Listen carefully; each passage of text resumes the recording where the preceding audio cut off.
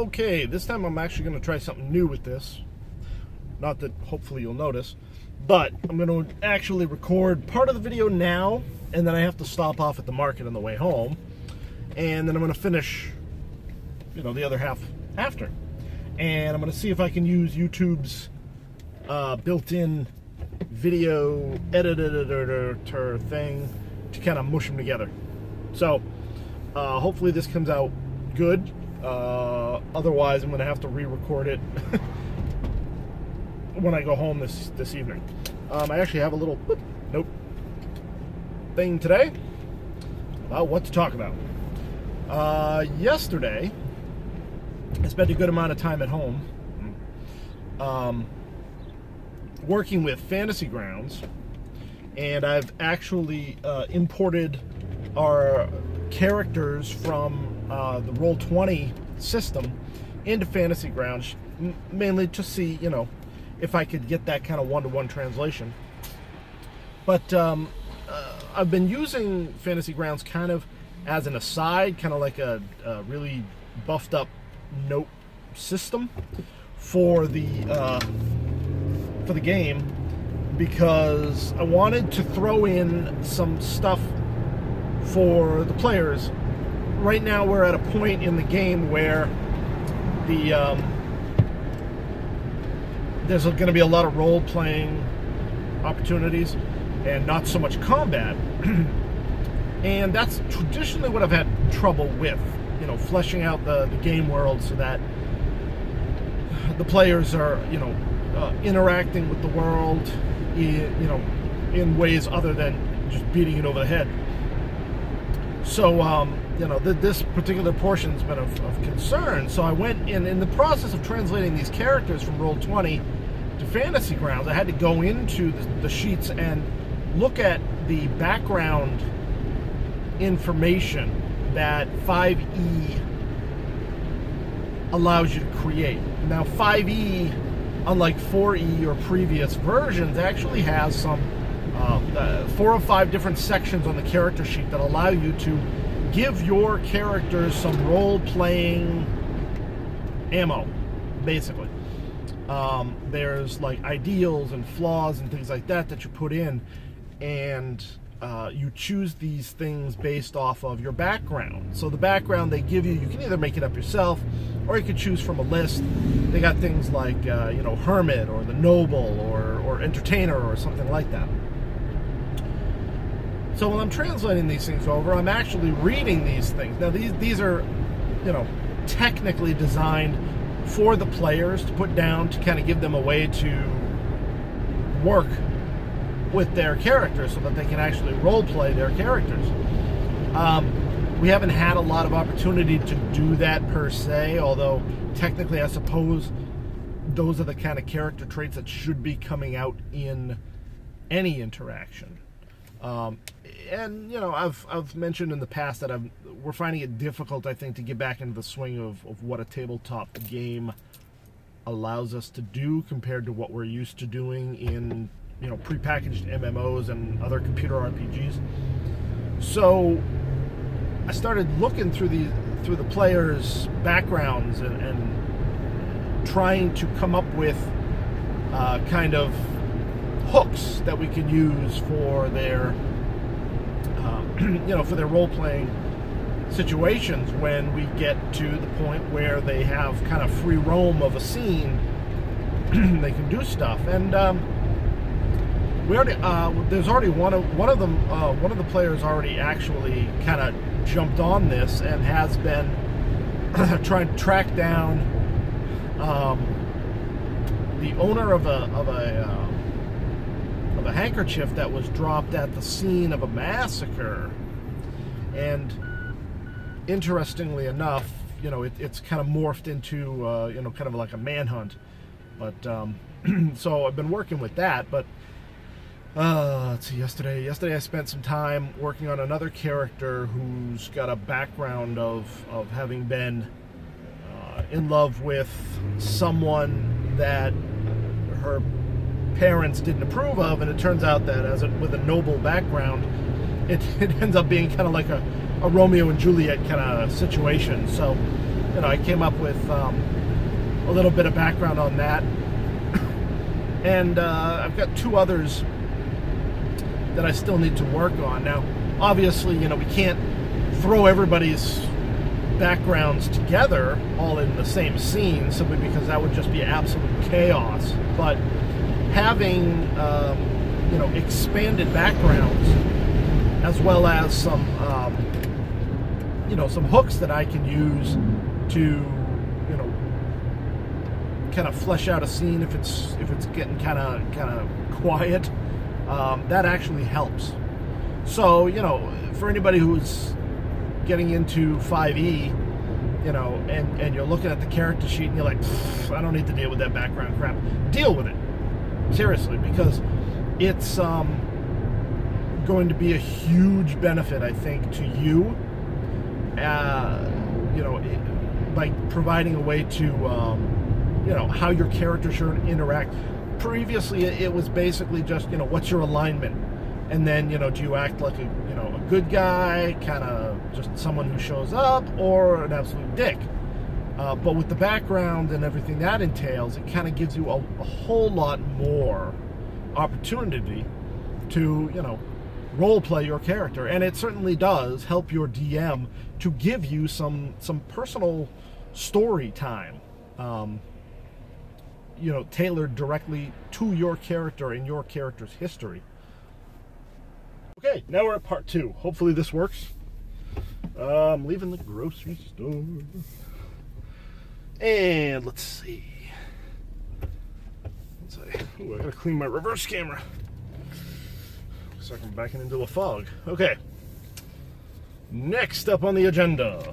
Yes, this past weekend was a great weekend for sitting on your ass. Passive entertainment, apparently. The big news, of course, you know, before the weekend was that Daredevil made its debut on Netflix. Netflix, you know, like Amazon and others, getting into the whole produce our own stuff. And they scored the license for Daredevil. Good thing about, you know, Netflix and them producing their own shows is that they can essentially do all kinds of stuff that, you know, you're not going to get on ABC, NBC, CBS. And, you know, they could probably go, you know, full HBO, Showtime kind of level of stuff, but thankfully they didn't. You know, Daredevil's good. I'm not so, you know, enamored with it as other people are. I'm not a comic book person. I like these comic book treatments, you know, well enough, as much as I like any other fun movies and TV shows, but I don't know, I like it. It's good. That's pretty much about as, you know, it gets a thumbs up. I like it. It's good. You know, the other thing this weekend, of course, was Game of Thrones, new season. Don't watch that. I gave up on that whole universe a long time ago after reading the last book that was available, which is not the last book that's out now. I totally lost track of it. But, you know, the thing about Game of Thrones is I think that they are abusing what they can do on HBO. I mean, just, I don't know. Too much TNA and all this other stuff. It's like, does it really add to the story? You know, no, I don't really think so, but, you know, hey, whatever, you know. It's there, people like it, that's awesome. Oh, well, that's apparently less than I thought I had on that subject, so, yeah, alright, so, sandbox games. These things are like the big, huge deal now, it seems. We've gotten, I don't know who started this. Seriously, I don't know. Alright, we'll blame Minecraft, I guess. We'll say Minecraft, simply because if I say Minecraft, enough people have played Minecraft that they know exactly what I'm talking about. Essentially, they drop you down in the world, and then you got to go ahead and do things that you want to do. In Minecraft, you know, you build, and then you get into survival. And what you end up doing is, building yourself a secure location. You got to fight enemies, all kinds of things like that.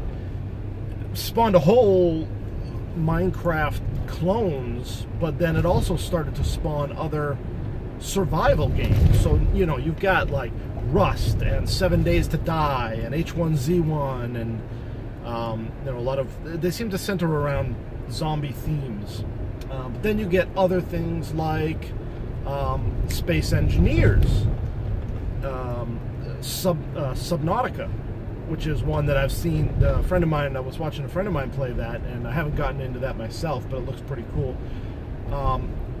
One of the ones that I found in tripping through my Steam queue there, your little thing where they give you a list of games that you might be interested in, all of which say they put it in your queue because it's popular. Okay, well, whatever. Was, oh, Jesus, I can't even remember the name of it. Sorry, Eden Star. This is a sci-fi game, and you don't see too many of these. I mean, there's Planet Explorers, there's a game called Grav, which I haven't really looked at. There's also Savage Lands if you like the fantasy setting. But Eden Star, you end up crash landing on a planet, and you have to secure something that's called the Eden Kit, which is basically this fountain that just creates a bubble, force shield bubble that protects you from the radiation that shows up at night. And there's there's creatures and stuff you have to fight. And it's very much like a lot of the other games you get out there. You go and you harvest materials, and you use those materials to build components that you can use to build other things. And I was playing it last night. This was a gift from Jeremy Stratton, by the way, getting me back for gifting him Secret World at some point. So thank you again, Jeremy. It's pretty cool. I mean, it's a good-looking game.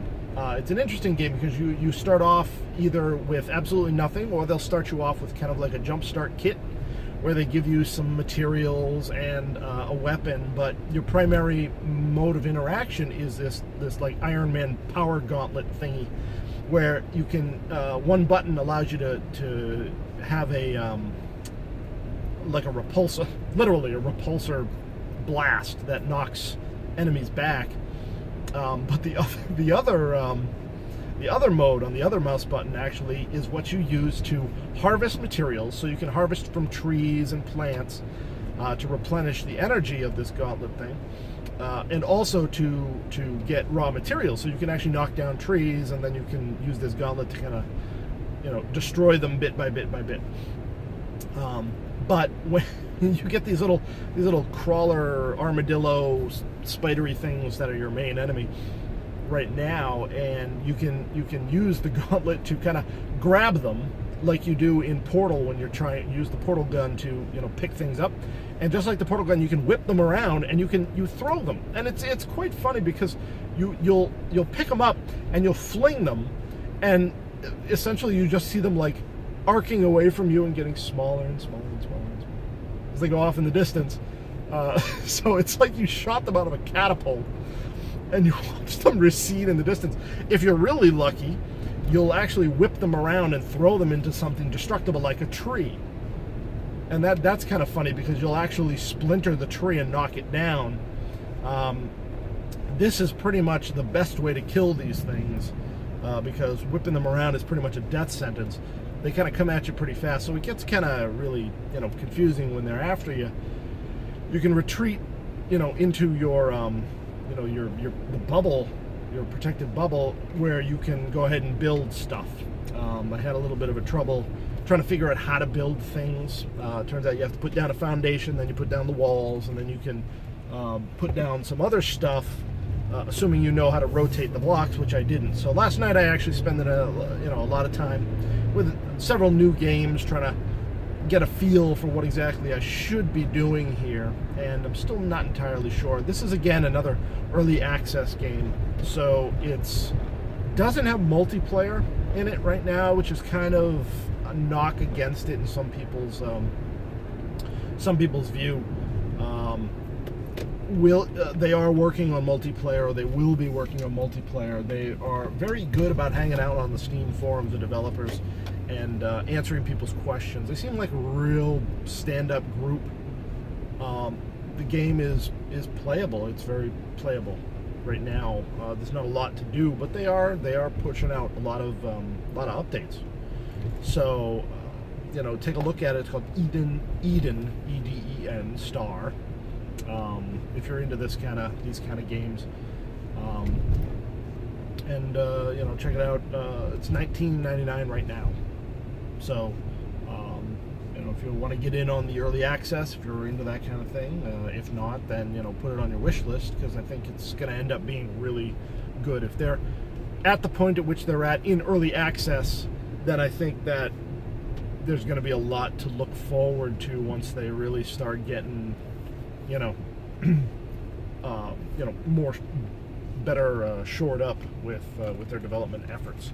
So here I am at home. I'm going to take these two videos and I'm going to hopefully stitch them together into one big huge video. If not, then I'm going to have to record this whole thing all over again.